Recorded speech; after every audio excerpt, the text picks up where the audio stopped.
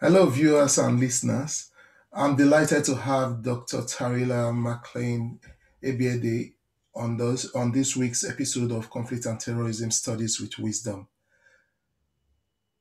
He recently co-edited a book titled Insecurity in the Niger Delta, a report on emerging threats in Akwa Ibom, Bayelsa, Cross River, Delta, Edo and Rivers States in Adonis and Abbey. Hello, Tarila. It's a great opportunity to talk about your book today. Yeah, it's nice to meet you and to join you on conflict and terrorism with wisdom. I've been looking forward to this day, so it's great to be here. Thank you very much for joining me. Okay. Uh, Congratulations on your new book, and we will be discussing it briefly today. Let me go straight to the first question. So, give us a brief background about this book. What's it that motivated you to write this book, and what's the key question you intend to you guys intended to answer? Maybe you give us the names of your co-authors too, and maybe if you have the book there, can you please let us see it? And yeah, beautiful, beautiful. Thank you very Yeah, much. this is a hard copy of the book. We also Okay, have copies online available. okay, Thank you very much for the question and also for the opportunity to talk about our research. Basically, this research was funded and is part of a big project on insecurity in the Niger Delta. As you know, the Niger Delta is an area that has been affected by armed militancy related to oil industry activities. But this research, working with Professor Celestine Bassey of University of Calabar and Dr. Judith B. Asuni, who is an NGO activist and leader in Warri Delta State, also a traditional chief herself there. We thought that the issues of insecurity affecting communities in the Niger Delta goes beyond militancy and has to do with everyday issues that affect human security. For that reason, when we conceived this project, we sought to ask the basic question: what are the forms of insecurity experienced by everyday people, communities, towns, and villages across the Niger Delta? It's therefore an attempt to move the debate on insecurity beyond oil to capture new forms of security threats that are shaping the lives of people, that is shaping the life of everyday people in the Niger Delta. We want to go beyond this oil industry, this focus on oil industry, to show that human lives matter and that security of oil industry infrastructure is not the same thing as security of human beings. Therefore, our research is to center the citizen, is to put the focus of security on the citizen and of everyday people in the Niger Delta. great. Thank you very much. That's a very clear background and research question. So, what would you say is the core argument of this book? The scholar, as you know, the book is an edited book, and we had contributions from different scholars in focusing on each of these 6 states in the Delta. And the overarching argument that you get from this book is there are two arguments that we basically make. One is the macro argument and the micro argument.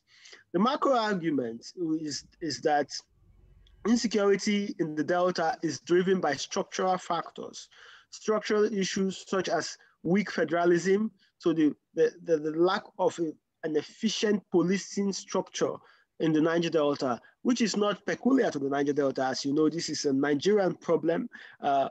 Currently, you have insecurity across the country, but we focusing on the Niger Delta, we were able to demonstrate how these structural issues, lack of policing, lack of an efficient law enforcement, lack of rule of law, lack of governance, democratic governance in these communities, contribute to the emergence of insecurity in the region.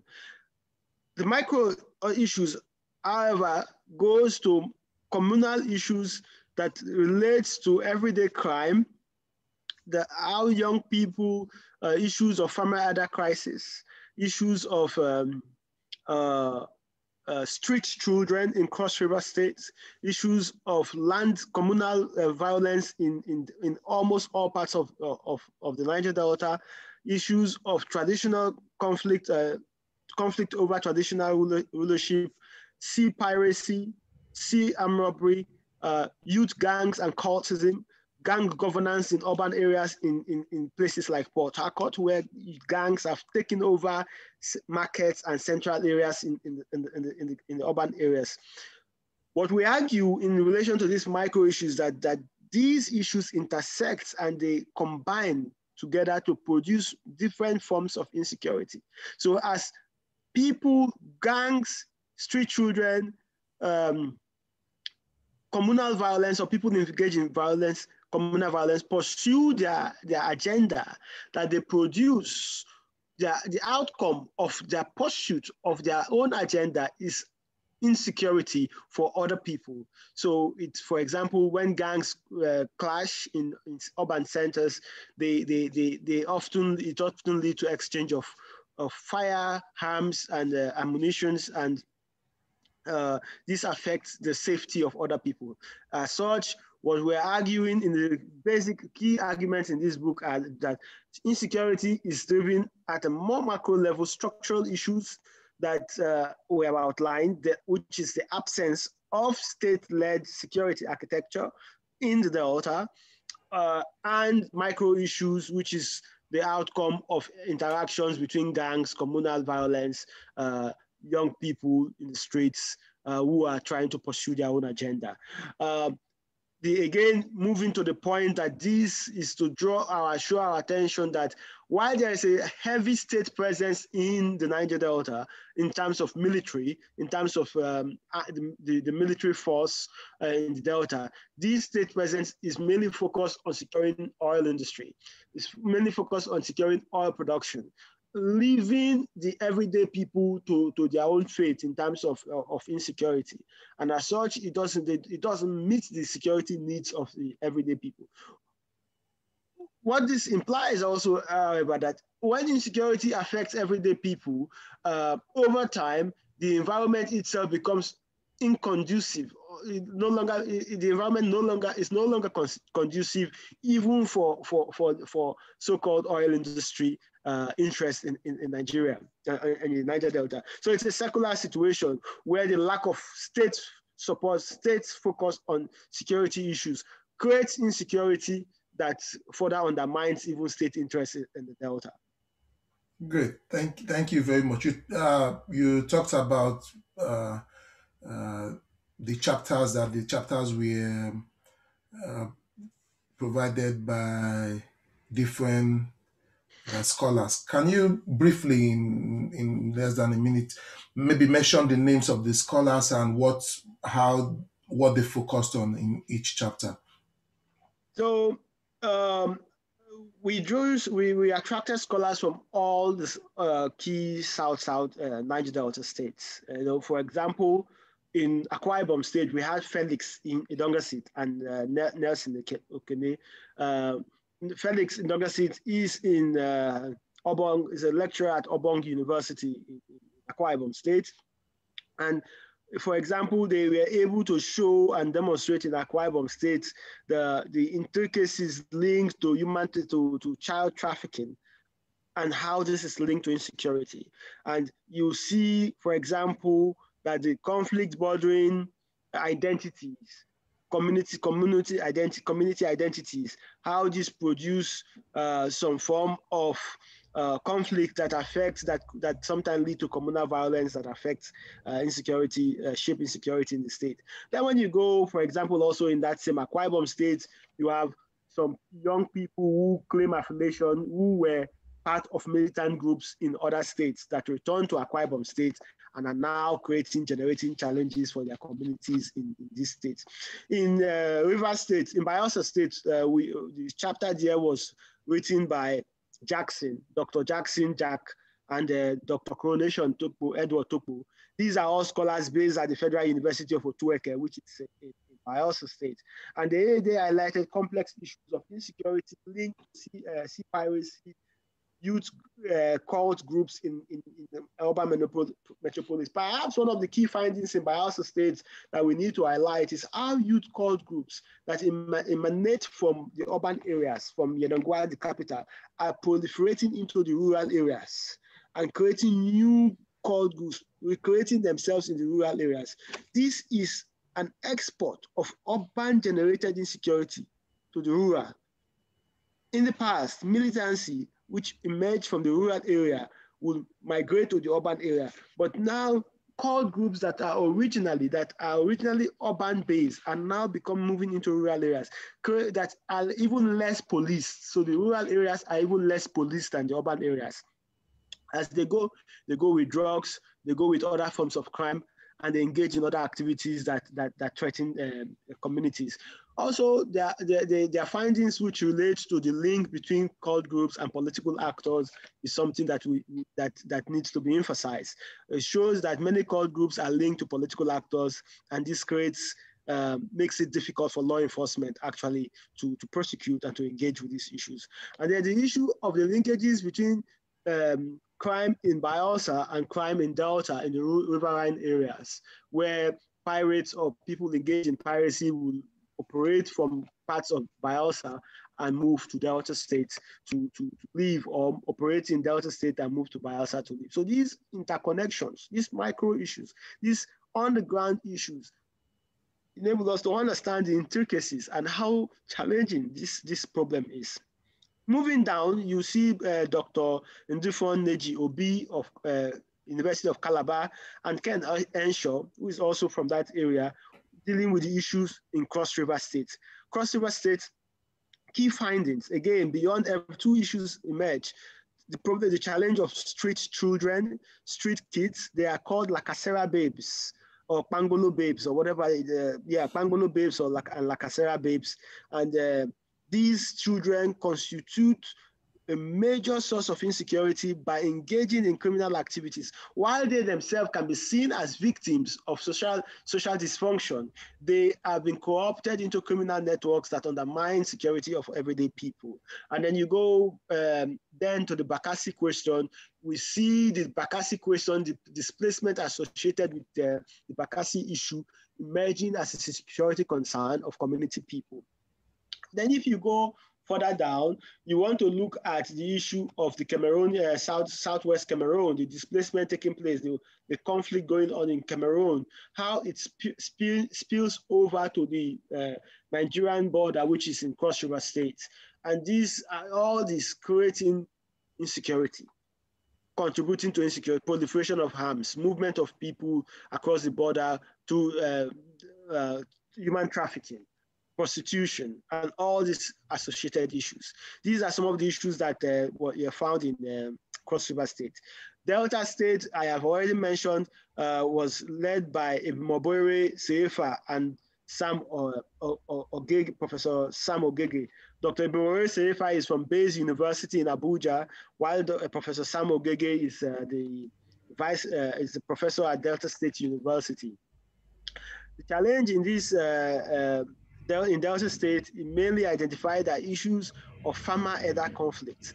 In Delta South, you see, and Delta North, you see increasingly issues of farmer-elder conflict, where pastoralists moving with their cattle, moving to communities and creating tensions in communities, sometimes leading to actual confrontation. They also identified issues of cybercrime. So you will not assume that cybercrime can be an issue of insecurity, but the conduct of those young people engaged in cybercrime, what they call Yahoo Yahoo, is affecting everyday lives, affecting people in real time. So for example, confrontation with the police will create tension in communities.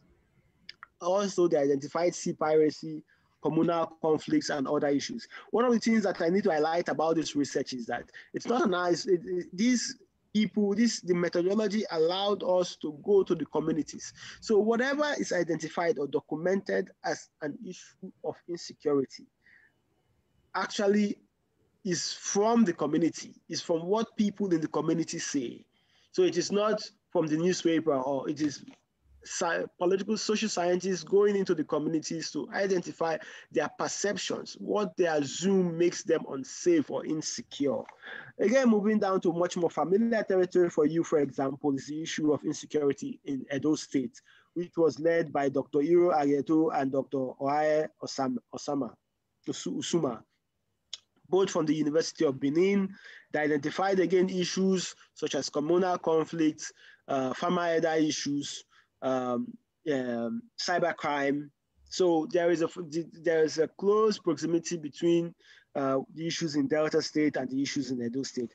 Rivers State perhaps is a more challenging example where you have Professor Sofirijua Peterside, Dr. Kiale Yanaya, and Dr. Jackson Jack dealing with the issues of insecurity in that state. Their research shows that Rivers State is facing a serious challenge of insecurity in both the urban areas and the rural areas.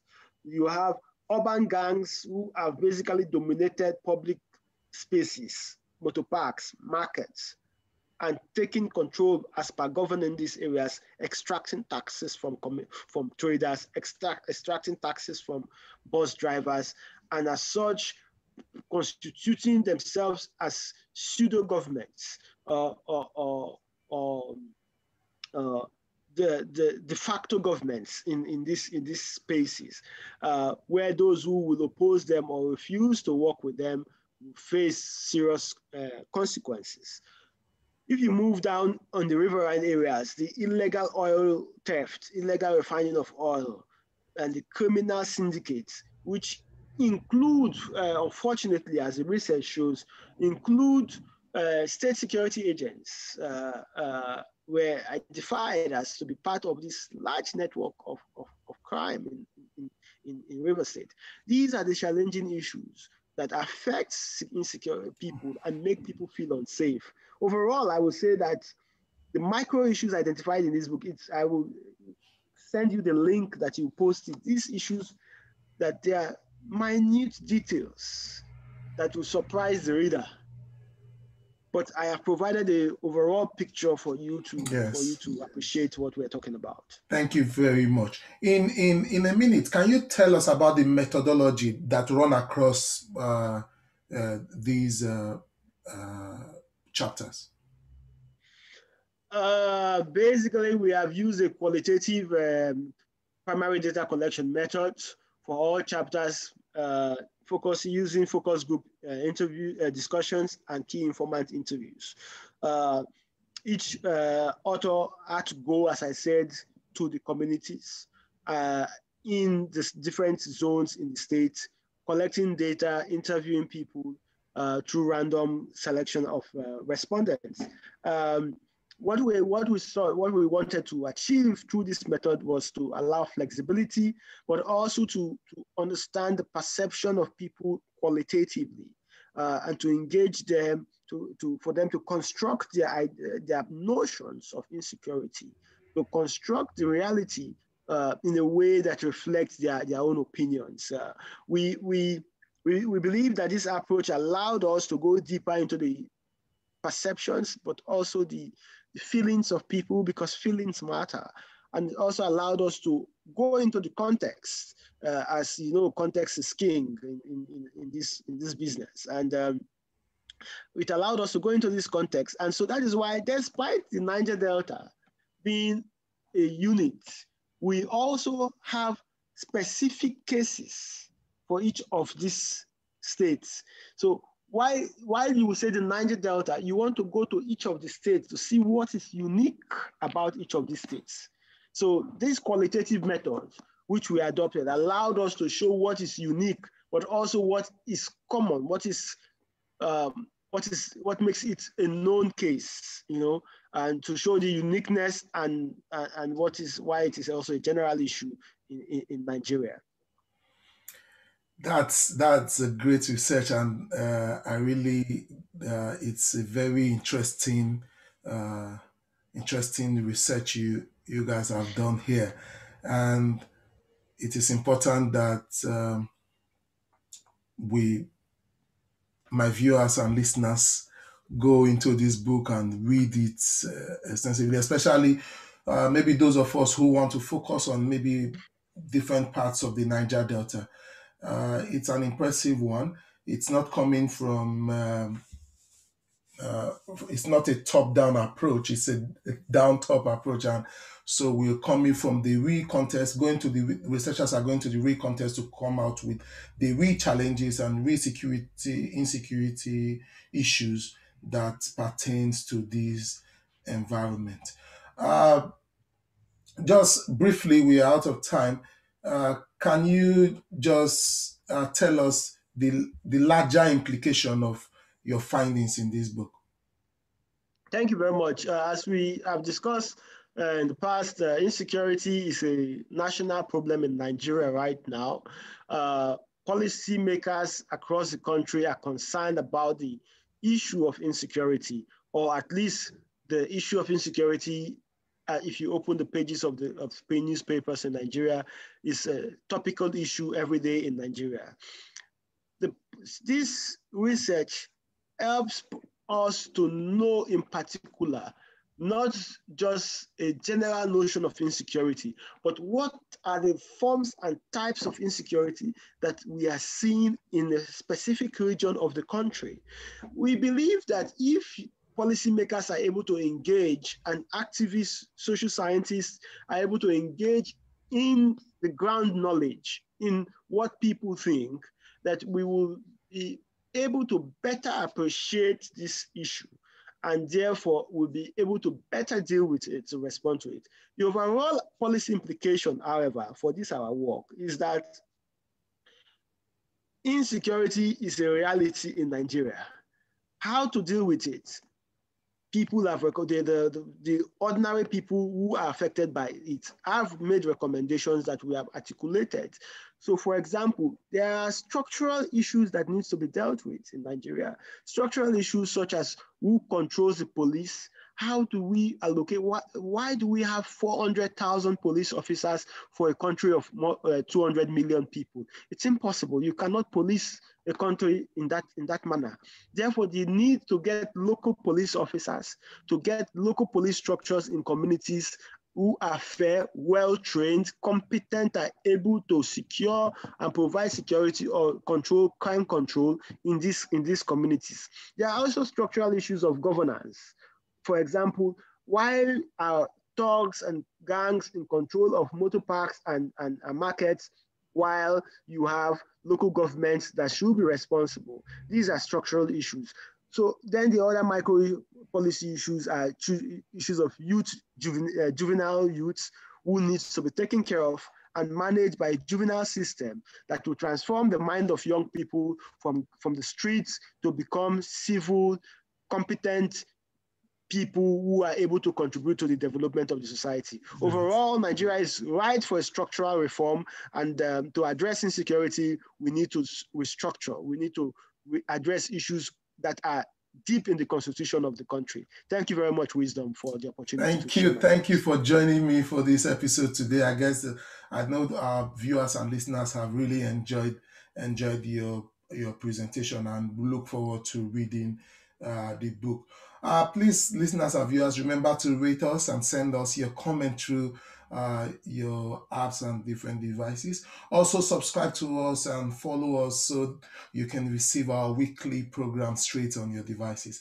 You should also reach out to us if you would like to discuss your recent publication on conflict and terrorism studies in this program. My name is Wisdom Yekikbolo. Bye for now. Thank you.